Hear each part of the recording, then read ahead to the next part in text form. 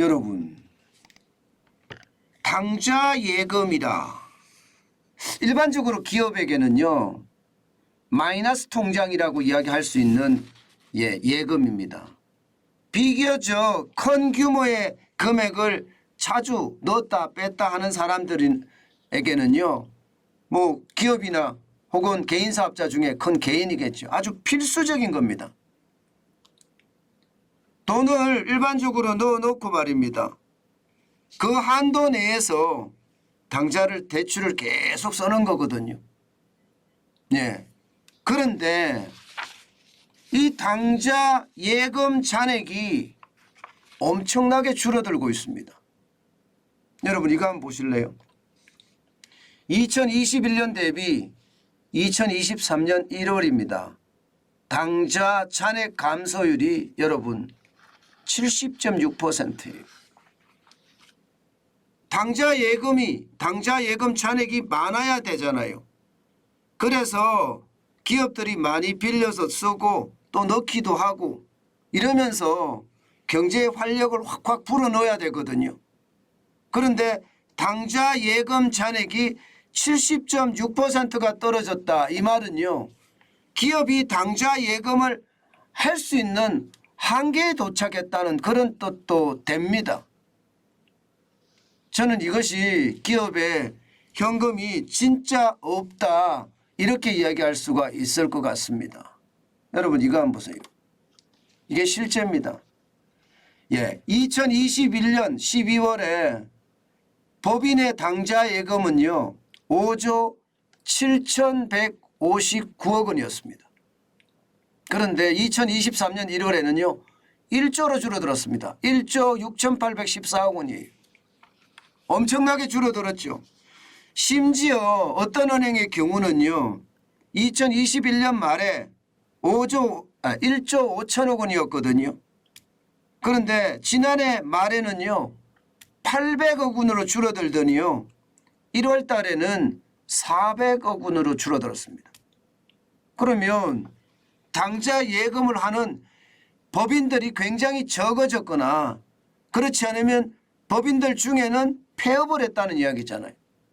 기업이 돈을 많이 벌어야지 당좌 예금에다 돈을 많이 넣어놓고 쉽게 말하면 돈을 수시로 입출금하면서 쓸 수가 있는 거거든요.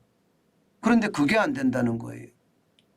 그러니 기업들이 수표나 어음을 발행하기가 진짜 만만치 않다는 겁니다.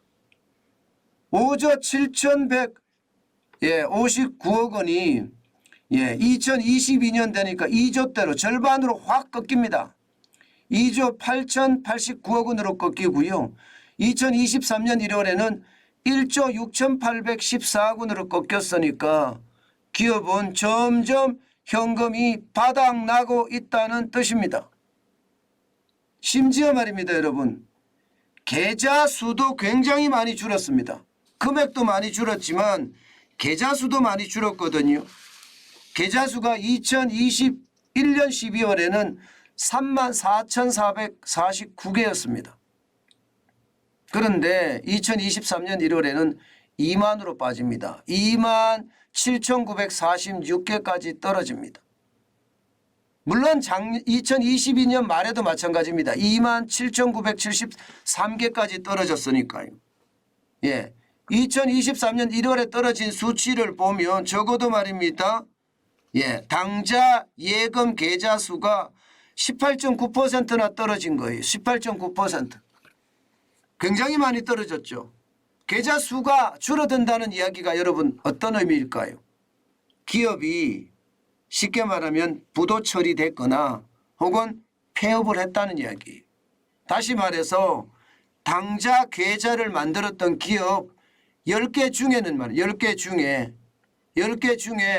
최소한 2개 가까이가 폐업했거나 혹은 부도 처리 중이란 뜻입니다. 심각하죠.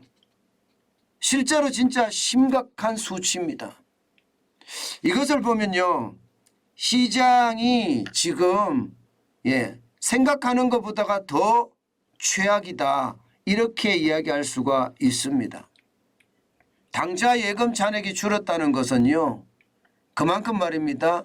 당좌 예금으로 기업들이 돈을 넣을 수도 없을 뿐만 아니라 그마저도 지금 당좌 예금 계좌를 폐기하는 수순이라고 이야기하니까 거기에 대한 충격이 얼마나 큰지 저는 보여주는 아주 단적인 지표라고 생각합니다.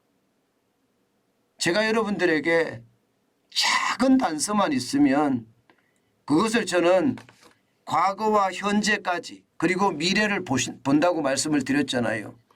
당좌 예금 잔액이 줄어들고 계좌 수가 줄어든다는 것은 잔액이 줄어든다는 것은 기업이 못 번다는 뜻이고요. 계좌 수가 줄어든다는 것은 기업의 폐업이 높아진다는 이야기입니다. 그러니까 기업의 상황이 좋지 않지요. 실제로 말입니다, 여러분. 실제로 건설업체 중심으로 보면 최악이라고 이야기합니다. 여러분 이거 한번 보세요. 전국 건설업체 폐업 건수입니다. 2020년만 하더라도 1211개 업체였습니다. 그런데 2021년에 1341개까지 늘어나더니요. 2022년에는 1463개까지 늘어나고 있습니다. 이것은 여러분 시장에 지금 기업들이 줄줄이 무너지고 있다는 뜻이에요. 심지어 말입니다. 월별 기준으로 보면요. 2022년 12월 410개 정도 됩니다. 2023년 1월 480개 정도 됩니다. 그러면 하루에 지금 2023년 1월의 경우 15개가 넘는 기업들이 지금 무너지고 있다는 뜻입니다. 그만큼 말입니다. 건설 산업과 관련된 전방업체, 후방업체들이 줄줄이 무너진다는 거예요. 건설사도 많이 무너지지만 건설사에 납품하는 자재상도 많이 무너지고요. 또 그 자재상에 납품하는 원료 기업들도 굉장히 많이 무너진다는 이야기예요. 실제로 건축 자재 도소 매업하는 데가 많이 무너지고요. 건설용 기계 장비 설치업 쪽에도 많이 무너집니다. 여기다가 배관이나 냉난방 공사를 하는 중소기업도 많이 무너집니다. 그러니까 건설업과 관련돼서 전방산업과 후방산업이 동시에 무너지고 있다는 이야기가 되잖아요. 그만큼 지금 상황이 굉장히 열악하다 이렇게 이야기합니다.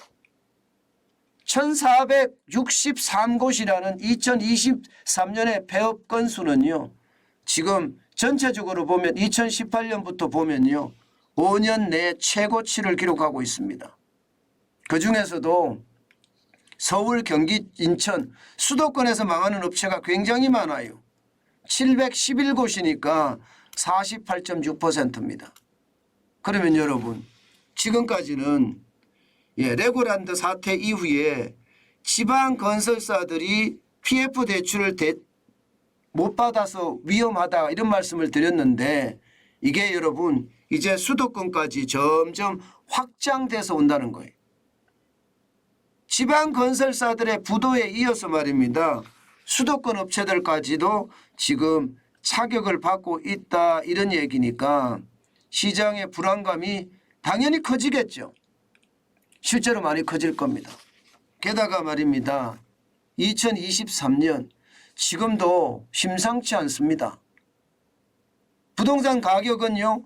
아직도 떨어지고 있거든요. 지역에 따라서 일시적으로 조금씩 올라가는 곳도 있다고 하지만 결국 말입니다. 낙폭이 줄었을 뿐 떨어지는 것은 여전합니다.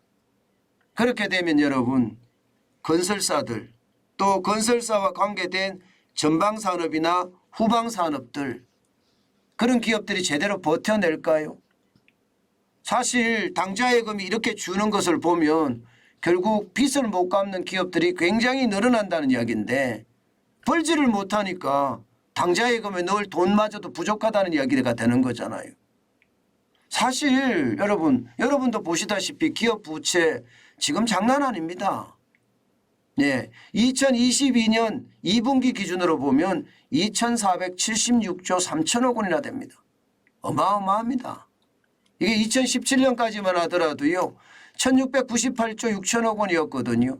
거기에 대비해 보면 45.78%가 늘어났고요. 금액은 777조 7천억 원이 늘어났습니다. 그러니 이자에 대한 감당도 쉽지 않은 데다가 경기마저 꼬꾸라치니까 기업들이 결국은 줄도산하고 있다 이런 얘기가 되는 겁니다.